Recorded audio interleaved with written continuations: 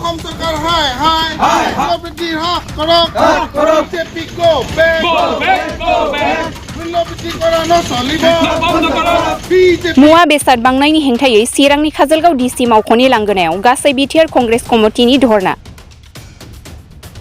गासै BTR कंग्रेस कमिटिनि बानजायनायाव आथिखालाव मुवा बेसाद दाम बांनाया अर जोंब्लावनाय बायदि जानायनि हेंथायै बिजेपि गो बेक बिजेपि हाय हाय सरकार गो बेक बायदि बायदि स्लगानजों दिनै चिरां जिल्लानि काजलगाव डिसि मावख'आव धरना होनायजों लोगोसे गांसे गोसोखांलाइ गथायनाय जायो।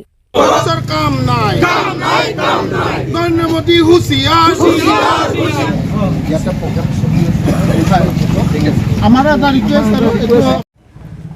চিৰাং জিলাৰ উদ্যোগত আমাৰ মূল্য বৃদ্ধিৰ ওপৰত এটা আমি প্ৰতিবাদ কাৰ্যসূচী হাতত লৈছোঁ আৰু আমি ৰাইজক নকলেও হ'ব যোৱা কেইটামান বছৰত 2014 পৰা যদি আপোনালোকে পৰিসংখ্যা চাবলৈ যায় তেতিয়াহ'লে গম পাব মূল্যবৃদ্ধিয়ে কেনেকৈ আকাশলংঘী ৰূপ লৈছে আৰু কেনেকৈ সীমা চেৰা গৈ আছে।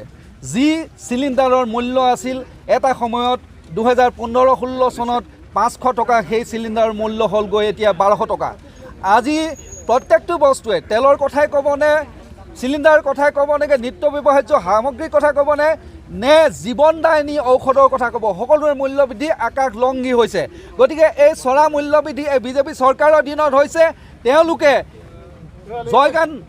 উন্নতিৰ জয়গান গাইছে ঠিকেই কিন্তু মূল্যবৃদ্ধি ৰোধ কৰিব পৰা নাই আৰু যোগান বিভাগ আমি দেখিছোঁ সম্পূৰ্ণৰূপে ব্যৰ্থ হৈছে এই ক্ষেত্ৰত মূল্যবৃদ্ধি নিয়ন্ত্ৰণ কৰাত। গতিকে আমি বিজেপি চৰকাৰ আৰু হিমন্ত বিশ্ব চৰকাৰক বিশেষকৈ ধিক্কাৰ দিছোঁ। তেখেতে সদায় মূল্যবৃদ্ধিৰ কথা ক'লে কয় যে মূল্যবৃদ্ধি হ'বই তেনেকুৱা ধৰণৰ অলপ টুলুঙা মন্তব্য কৰে। তেওঁ কয় যে মূল্যবৃদ্ধি এটা নেচাৰেল প্ৰক্ৰিয়া এটা স্বাভাৱিক প্ৰক্ৰিয়া ই স্বাভাৱিক প্ৰক্ৰিয়া নহয়। এই স্বাভাৱিক প্ৰক্ৰিয়া নোহোৱাৰ মূলতে হৈছে ইয়াত যোগান বিভাগ বোলা এটা বিয়াগম বিভাগ আছে যিটো বিভাগৰ ওপৰত তেওঁলোকৰ নিয়ন্ত্ৰণ নাই। এই যোগান বিভাগ সম্পূৰ্ণৰূপে ব্যৰ্থ হৈছে আৰু আমি ইয়াৰ দ্বাৰাই এই প্ৰতিবাদস্থলীৰ পৰা এটাই দাবী কৰোঁ অতি শীঘ্ৰে তেওঁলোকে মূল্যবৃদ্ধিৰ ওপৰত যদি মূল্যবৃদ্ধি নিয়ন্ত্ৰণ কৰিব নোৱাৰে তেনেহ'লে আমি জাতীয় কংগ্ৰেছে ইয়াতকৈ তীব্ৰৰ পৰা তীব্ৰতৰ আন্দোলন গঢ়ি তুলিম আৰু আমি প্ৰশাসন অচল কৰি দিম যদি মূল্যবৃদ্ধি তেওঁলোকে ৰোধ কৰিব নোৱাৰে। মই ইমানকে ক'লোঁ আৰু আপোনালোক সকলোকে ধন্যবাদ দি এটাই বক্তব্য দিওঁ আপোনালোকৰ এই মূল্যবৃদ্ধিৰ ওপৰত বিশেষকৈ আমাৰ মিডিয়াৰ বন্ধুসকলে যি ধৰণে প্ৰচাৰ কৰিব লাগে সেই ধৰণে প্ৰচাৰ কৰি যাতে আমাৰ মূল্যবৃদ্ধি ৰোধ কৰাৰ সহায় কৰে আৰু মূল্যবৃদ্ধি ৰোধ কৰি জনসাধাৰণক সকাহ দিয়ে ইয়াকে কৈ মোৰ বক্তব্য সামৰিলোঁ। এটা কথা স্পষ্টভাৱে জনাইছোঁ হিমন্ত বিশ্ব শৰ্মাৰ যি হঠকাৰী সিদ্ধান্ত পানীৰ বটলত ওপৰত টেক্স লগাৰ নতুন এটা ষড়যন্ত্ৰ আৰম্ভ কৰিছে তেওঁক কৈছোঁ যে বহিৰাগত কোম্পানীসকলে মিঠাতেল কোম্পানীৰ মালিকসকলৰ ক্ষেত্ৰত তেওঁৰ পদক্ষেপ কি হ'ব স্পষ্ট কৰক। আজিৰ তাৰিখত মূল্যবৃদ্ধি ইমানেই হৈছে যে মিঠাতেল 1 লিটাৰ মিঠাতেল কিনিব পৰা সাধাৰণ গাঁৱলীয়া ৰাইজৰ অৱস্থা নাই।